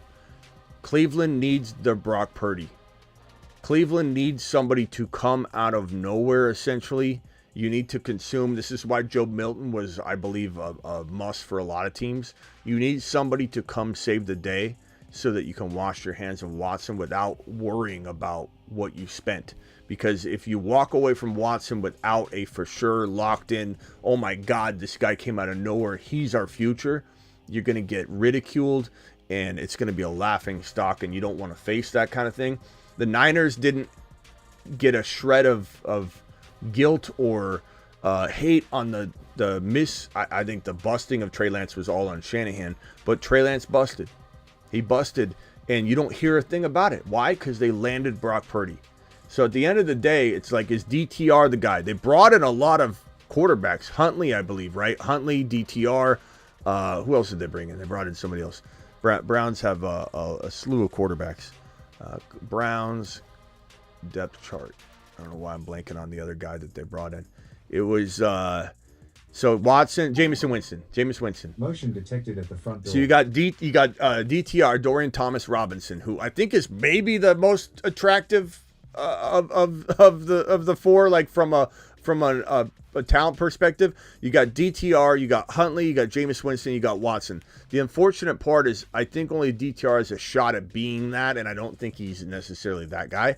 So I just don't know that. I don't think the Browns' future, it's just going to be like they're just going to be floating. They're just going to be floating there. Their talent is going to eventually evaporate around what they've got at QB, and it's just unfortunately not enough. Not everybody can win the Super Bowl, so maybe that's enough for Browns fans for now, and it's going to be a good team. It's going to be a good defense, but I don't think they can win deep into the playoffs if they even make the playoffs with Deshaun Watson, but we'll see. I don't see how they get a Purdy. I mean, they drafted kind of heavy defense this year again, and with how good their defense is, they're probably going to win maybe 8, 9, maybe even 11 games. So, I mean, like you said, I think they're going to have to wait out the Deshaun Watson contract and then hope and pray that by that time they have a really bad season. But they could have got Milton if they wanted. They could have got a couple of different, QBs, and they just didn't. They're kind of trying it with these other players, and that's understandable. I get it, but you're not winning Super Bowls with those quarterbacks. You're just not. Watson, Winston, Huntley. I like Huntley and DTR a lot. There's one point where I really like Tyler Huntley, but sometimes your time passes, right? And DTR is intriguing. I just don't know if they'd even know that he's the guy to shove in there, because he's fourth on the depth chart. So are they smart enough to potentially go that route if they needed to? I don't know. I don't know if they see straight with the quarterback position. It's kind of like the Bears. You think they could trade with Dallas for Dak if he walks? I think there's certainly Dak can't walk next year. You mean next year? Correct. Yeah, I mean, it would be a contract offer. It would be like, hey, let's wine and dine Dak Prescott because he is a free agent. So yeah, they wouldn't be trading for him. He would be a free agent, wined and dined quarterback option for the Cleveland Browns. So absolutely, they could look that direction, no doubt about it. But the only problem is Watson's deal still makes it hard to do that. So like, it depends. Like if Dak balls out, then you're not going to be able to afford him. And it would be a laughing stock for the Browns to go in that direction and pay him all that money. If Dak struggles, but is good enough to bring in, then it's different. But there's no way you can pay Dak Prescott and also continue paying Watson. That would be a laughing stock of the league. Again, you know what I mean? Like you can't. Dak would have to fail and not be worth top 5 running back money. If Watson balls out, do you think they try and trade him? And if so, how They high can't do you trade think him. it- They can't trade him. His contract won't allow it, bro. Let me put his contract up. There's always they can always waive it. Every player can waive it. It's not. You're not going to waive his contract though. Deshaun Watson contract. Let me show you it there, because there's no way Watson's getting, like, the Diggs situation's very, very unique, and we're rarely going to ever see that happen. Let me see if I can get Deshaun Watson's contract. Where is this? I mean, I think Watson knows that how bad he's played, he's probably not getting another one. So, and I don't see the Browns, continuing the failure.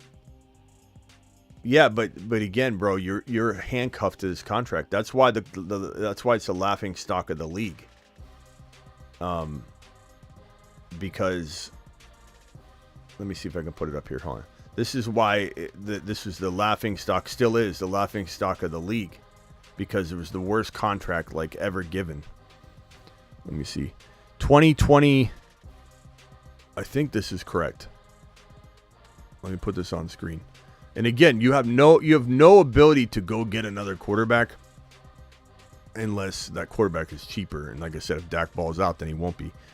So Deshaun Watson, his contract is his guaranteed salary in 2024 is $46 million. His guaranteed in 2025 is $46 million. His guaranteed in 2026 is $46 million. His dead cap money in 2025, bro, is $136 million. His dead cap in 2026 is $72 million, bro. So you can only void this contract in 2027. And if you think Deshaun Watson's voiding this massive contract, you're out of your mind. Not you, but anybody that thinks that. They're married to him, bro. They're stuck with him. That's what I'm trying to tell you, is that I don't think the Browns have a shot at being this deep multi-playoff game winning team, because they're married like hell to Deshaun Watson. And the only shot you have is to find a Brock Purdy, or if Dak were to bomb out, like you said, and not be expensive, because they're not gonna give him money. Like, you bring someone in, but like, you can't. Yeah, I mean, they're stuck with Watson, bro. They're stuck with Watson. This is the worst contract a team has ever put on paper. It is the stupidest contract ever, and that's why quarterback salaries and everyone's salaries, the guaranteed money world, was up in arms. And it took about 5 to 7 contracts of other players to get piled on top of Deshaun Watson's, to get Deshaun Watson's, that mindset of guaranteed money and everything that was Deshaun Watson's contract that was wrong. It took like 7 to 10 contracts to get rid of that thinking and to tell people, no, you're not getting what he got. Stop asking. No, but he got that. No, here's another contract that doesn't jive with that. Here's another contract that doesn't jive with that. And eventually people are like, okay, I guess that was wild. It's just a sad situation. Yeah. I was laughing on mute. All right, bro. Appreciate you, Bob. You too. Thanks. Have a good night. Yeah, again, my point is the Browns are married to Deshaun Watson. There's literally no way to get a quarterback in-house that's a big name unless they crap the bed in 2024 and are dirt cheap, which even if Dak were to crap the bed, I think a team's still bringing him in. The Cowboys won't, because they didn't give him a contract for a reason. If he craps the bed, or let's say he gets hurt even, another team's going to give Dak a chance, but more so than the amount of money that the Browns could pay him while they're paying Deshaun Watson that boatload of money. Hob G with a $20 holler. Alert. Super chat alert.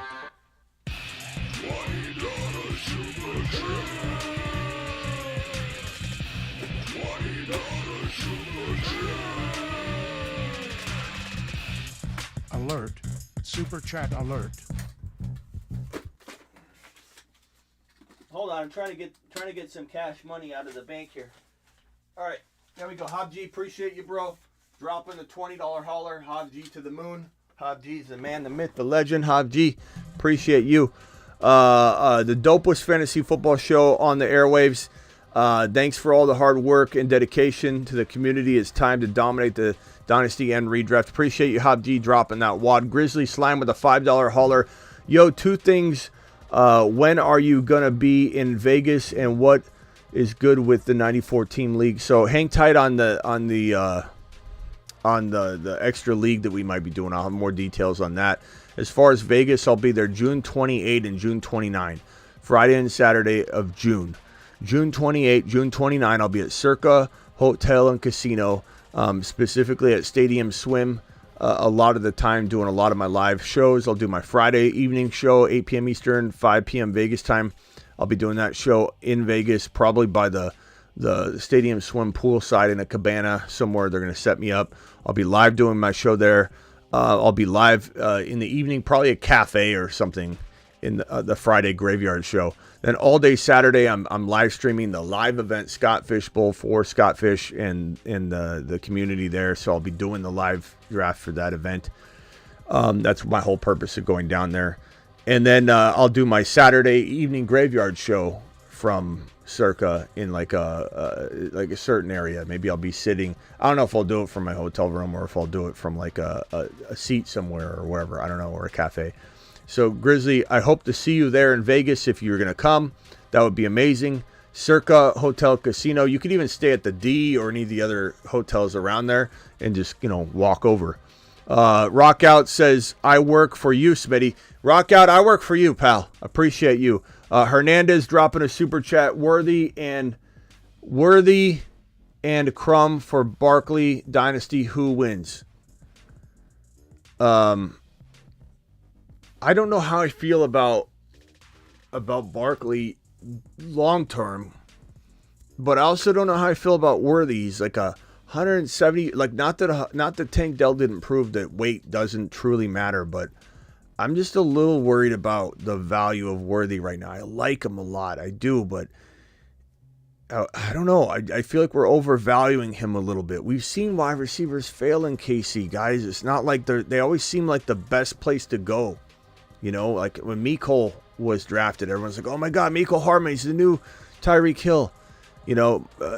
They've had plenty of wide receivers come in and not thrive. It's not like he's guaranteed anything. I'd probably say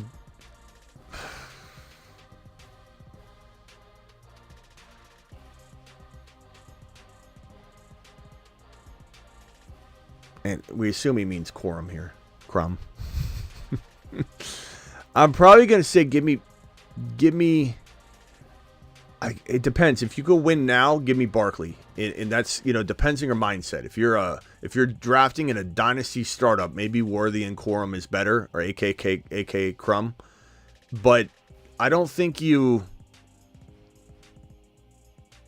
don't know. I think in an existing league, I'm ready to win, I'd rather have Barkley. So it kind of depends on your perspective. If you can win now, take Barkley, because for 2 years, he's going to be glorious, bro. For 2 years, he's going to be top 5 to 10 at his position. That's a long time. And Corum might not even be used for a while. I don't know that Corum's an amazing cut for Kyron, but Worthy, I don't know. I'm going to take Barkley in that context. If it's a dynasty startup, I understand, depending on the build, why you might go away from that. But thank you for that question. Thank you, Slime. Worthy and Corum Barkley, thank you again for the question. Slime is dropping another super chat. He says, gonna be surfing Hawaii, I think the week before, but I'll swing through. Nice! Grizzly Slime's gonna be in Hawaii, swing through Vegas. You gotta love it. Gibboard to the moon. Obsessed. I bought a few for the crew. Grizzly, do you use the code Smitty? Did you use the code Smitty, Slime? I hope you did. I love this Gibboard. I absolutely love this Gibboard. I can't say enough of amazing things. I'm obsessed with it too. And if you're like an athletic person at all, even if you're like a wannabe athlete now as you're getting older and you just want to remember the days that you surfed or skateboarded or snowboarded and you're just too old for it or whatever, or your body's not there anymore, you just go less and you just want to feel a little athleticism. Even though this is a great tool for like older people for not falling and getting their balance back, this is like an athlete's dream come true. I love the way this looks.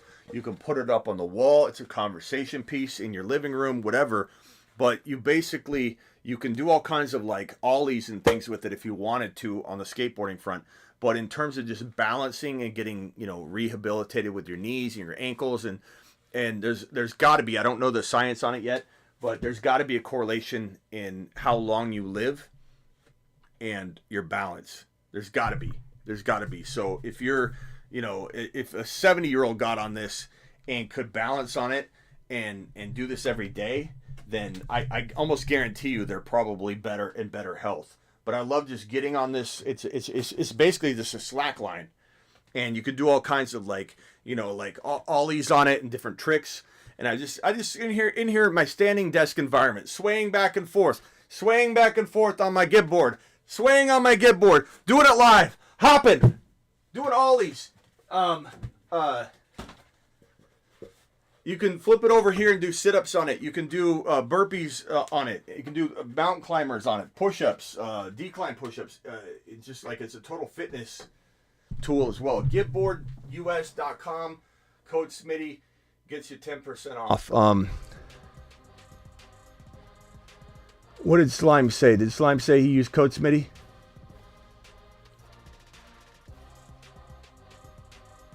All right. Appreciate everybody being here. Thank you, Slime, for grabbing some boards.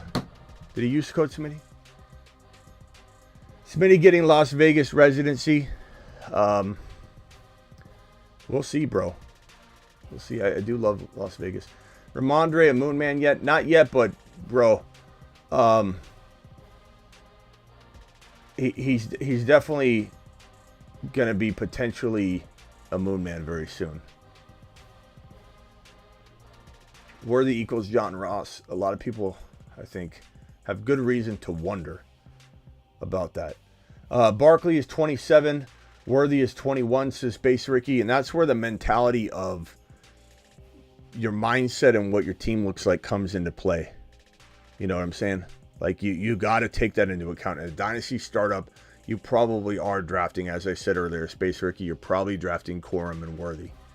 From a existing Dynasty league where you're built to win now, Barkley's giving you probably 2 elite years to win money, cash money. So it really just depends on your mindset. And given Worthy and Corum are not guaranteed anything, if it's cash money or a new build where you're unsure, everybody's teams are good in a new build.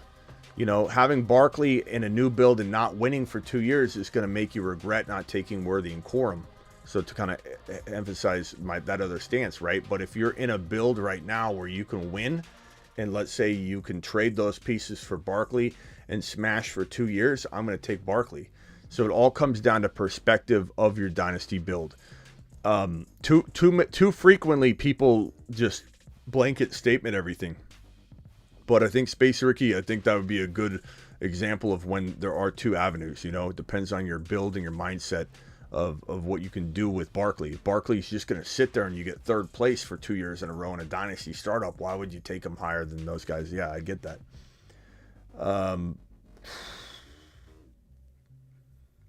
Slime to the moon. Appreciate my super chats. Thank you, Slime, for dropping that. Hernandez, thank you for dropping that super chat. Thank you, Hav-G. Thank you, Rockout. Thank you, Ezra. Thank you, John. Thank you, Calvin Krim. Appreciate you all dropping supers. Thank you, Slime. Hopefully Slime is enjoying those gib boards. If you guys want a gib board, just get on over to gibboardus.com. Gibboardus.com. Code Smitty gets you 10% off, so you too can take your balance and exercise and athleticism to the next level with this slack line, which you can retighten this bad boy whenever it gets loose. This thing will hold up to 400 pounds. This thing is an absolute training machine. I love my gib board. I love putting it behind me. It's an absolute amazing accent to the studio, as you can see behind me. Gib boards to the moon. Gib boards to the moon. We got to do it. We got to send them. All right. Appreciate you all being here. I should be back tonight for some sort of draft or show, breaking news show. Probably. We'll see. I'll see you all later. Appreciate you.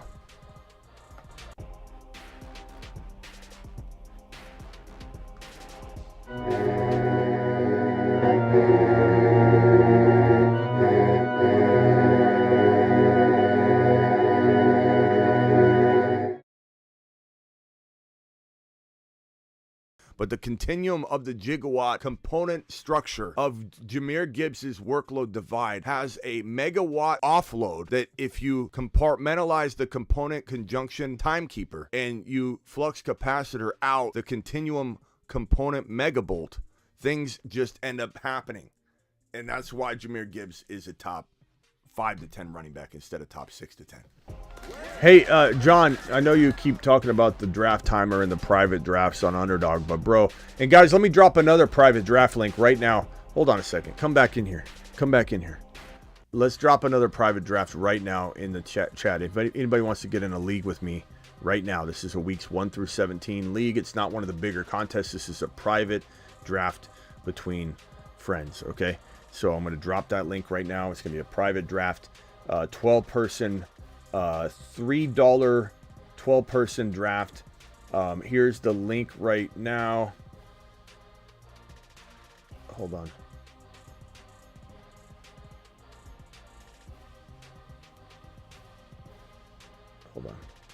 12-person draft. Slow. I want to do a slow draft. 12-person slow draft. Create a private draft link. Okay, here's the link right now. I'm going to drop it in the chat. John, when you do this, just set a couple players and rank them, and then if you get autoed out, like you're saying you got timed out, it'll take those guys that are queued. All right, there's the link right there. So join me in this draft. Private draft link just got dropped. Underdog will they'll give you 50% bonus match on your first deposit up to $250. So if you drop 100, they'll give you 50. If you drop 200, they'll give you 100. If you drop 500, they'll give you 250. If you drop 600, they'll still give you 250. The max is 250, but half of 500 is 250. So that's the height you could go to on that. But Underdog, I just dropped the link. If you click that link, it'll get you into the league. 10 more to start right now. We've got one person that just jumped in from the link, and it'll start. It's a slow draft, so you don't have to worry about timing out or anything unless you're John. John, just queue players and you'll be fine. Private draft link dropped. 9 more to start. Click the link. Join this league with me. You can even hit the info icon at the top right. Rename it like Smitty Draft, so you can follow it all year. But we're basically going to be in this league together, the 12 of us to the end. Who can win? Who's going to win? And it's a $3 draft, so the prize is like $20 to first place, like $7 to second, something like that. Let me see what the payouts are. I always forget what the payouts are. Payouts are pretty, $20 to first place, $9 to second, $3 to third. We do so many of these, though, they add up. At the end of the year, and I'm not saying I lost some too, but at the end of the year, I checked when all these cleared in week 17. I had like $450 in my account that got added from how many of these I played and just winning $20 here, $9 there, $20 here, $9. So this is a $3 draft. We play together is the more important part. We're a family, 12 of us all season long. Follow along all year. See who's winning. See who can beat Smitty. Join my league right here. Link is dropped. See you all soon. 7 more to begin. It's a slow draft. 7 more to begin. 6 more to begin. Let's go. See you all tonight.